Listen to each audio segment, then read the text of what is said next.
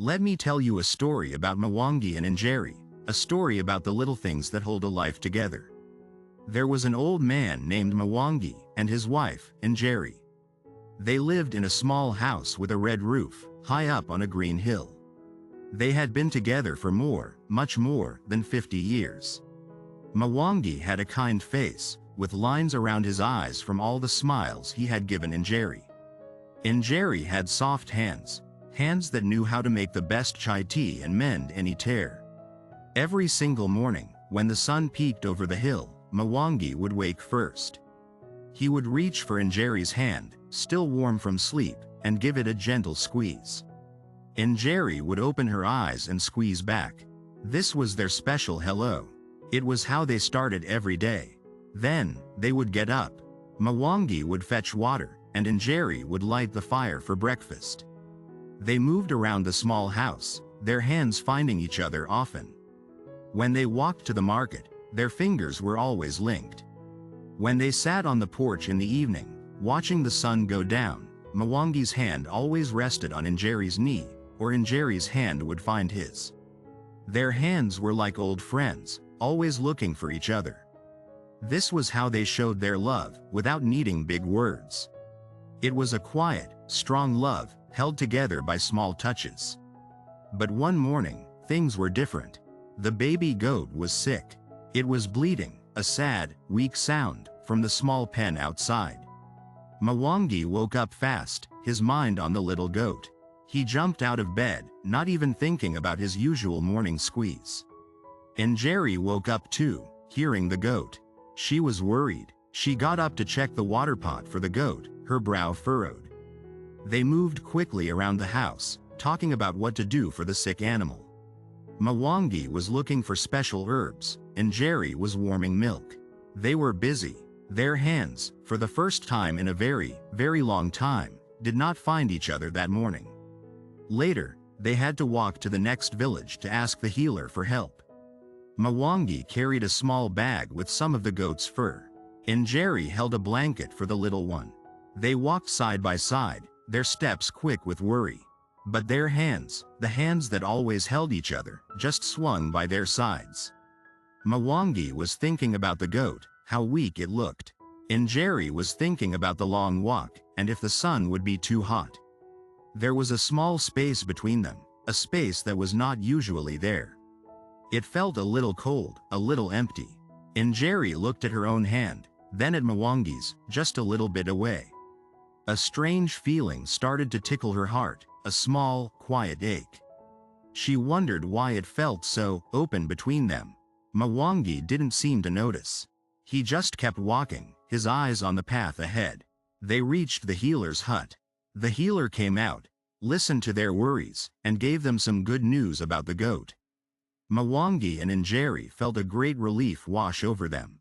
As they turned to walk back home, Njeri still felt that small empty space beside her hand. Then, Mwangi stopped. He bent down slowly, not saying a word. His fingers carefully picked up something from the very edge of the dusty path. He turned, and in his open palm, he held a single, perfect white feather. It was clean and soft, like a tiny cloud. He didn't speak. He just gently took Njeri's still aching hand, opened her fingers, and placed the feather inside. Njeri looked at the feather, then up at Mwangi's face. His eyes, though tired, were soft. He squeezed her hand. The feather nestled safely within. "For luck, my love," he whispered, his voice a little rough. "For the goat, and for you." Suddenly, Njeri understood. All this time, he hadn't been oblivious. He had been searching. He had been looking for a perfect, clean feather, a small sign of hope, a tiny comfort, just for her. He hadn't held her hand because his own hands were busy watching the path, scanning every inch, making sure he found the very best one. The empty space was gone. Her heart, which had felt a quiet ache, now swelled with a love so strong it made her eyes water. It wasn't just a feather. It was a promise, held in a small, soft gift, that even when worried, he was always thinking of her. And as they walked home, their hands finally linked again, the feather held safe between them, and Njeri knew their love was never, ever empty. You see, my friends, this story holds a tender and timeless lesson about the nature of love and understanding. Sometimes, our hearts ache for a certain kind of touch, a familiar gesture, and when it's not immediately there, we might feel a small, empty space, just like Jerry did. We might even begin to worry that our loved ones are not seeing our need, or are perhaps oblivious. But what we learn from Mwangi, and from Jerry's beautiful realization, is that love often expresses itself in 1,000 different ways, some grand and some incredibly quiet. Mwangi wasn't oblivious. His hands were busy with a different kind of loving work, a diligent, silent search for a small comfort, a perfect white feather, just for her. He wasn't ignoring her, he was intensely focused on finding a tangible piece of hope to lay in her hand.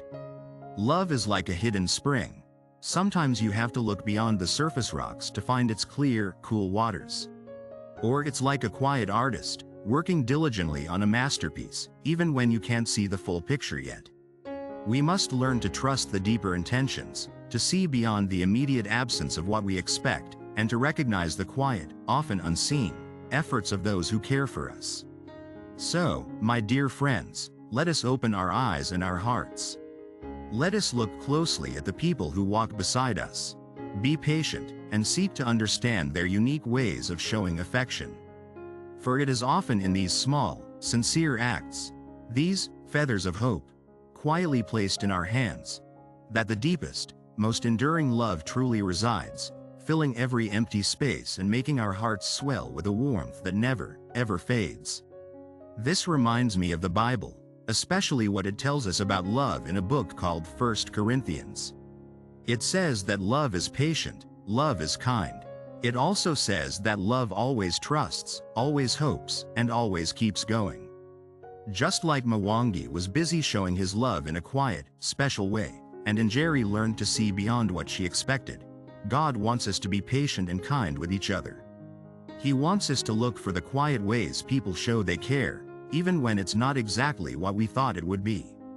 He wants us to trust that people love us, even if they show it differently, and to always hope for the best in our relationships.